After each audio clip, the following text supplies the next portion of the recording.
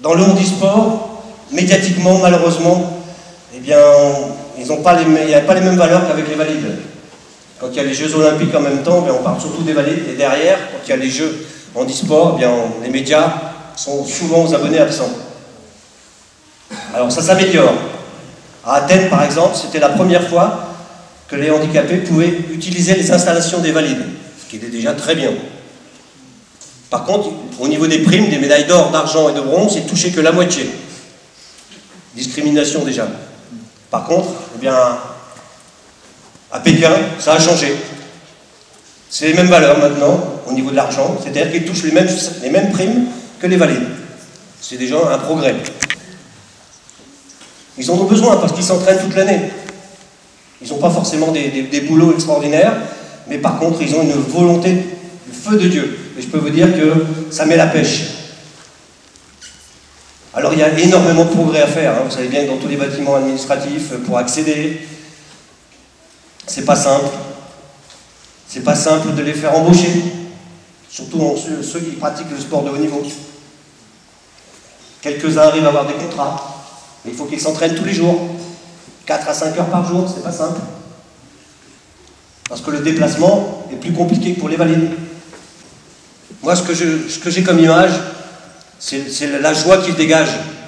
Pas seulement à l'entraînement, pas seulement dans leur volonté, mais dans cette envie de vivre qu'ils ont. Et ça, c'est incomparable, parce qu'ils vous la transmettent.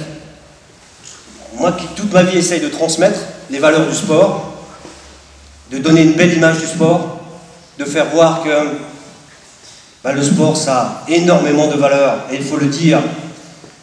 Il faut le dire que depuis 50 ans, il y a des gens qui travaillent à longueur de journée à aider des associations.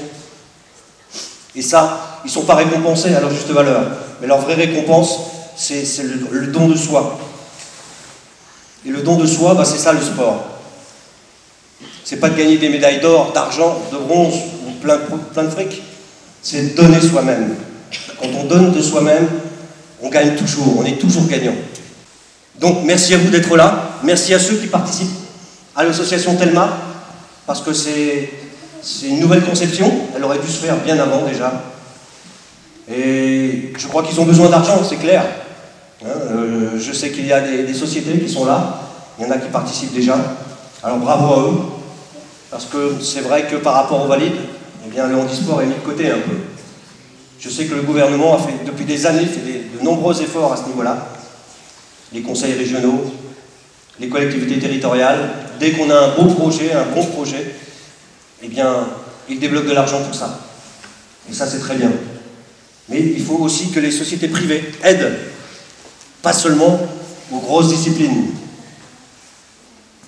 Parce que pour moi, il n'y a pas de grosses disciplines et de petites disciplines. Il y a des disciplines qui sont plus médiatisées que d'autres.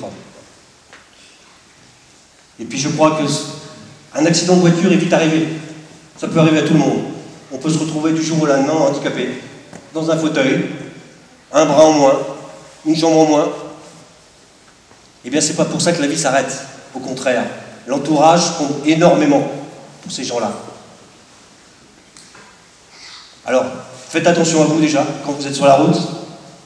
Faites attention aux accidents, il y en a toujours beaucoup trop. Mais lorsque ça arrive à quelqu'un, à vos proches, entourez-le. Transmettez-lui cette envie de vivre, cette envie de se battre. Et orientez-le vers le sport ou vers la culture. Parce qu'ils deviennent vite passionnés.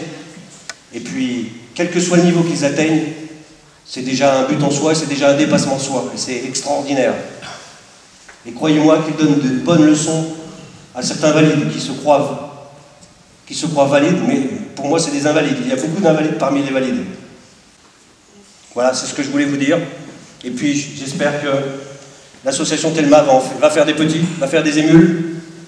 Et puis que longue vie à Telma.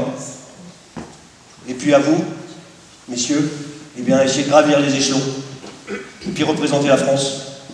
Parce que représenter son pays, c'est quelque chose que j'ai vécu de nombreuses années. Et je peux vous dire que quand j'entends la Marseillaise, eh bien, je suis vraiment très heureux. Voilà.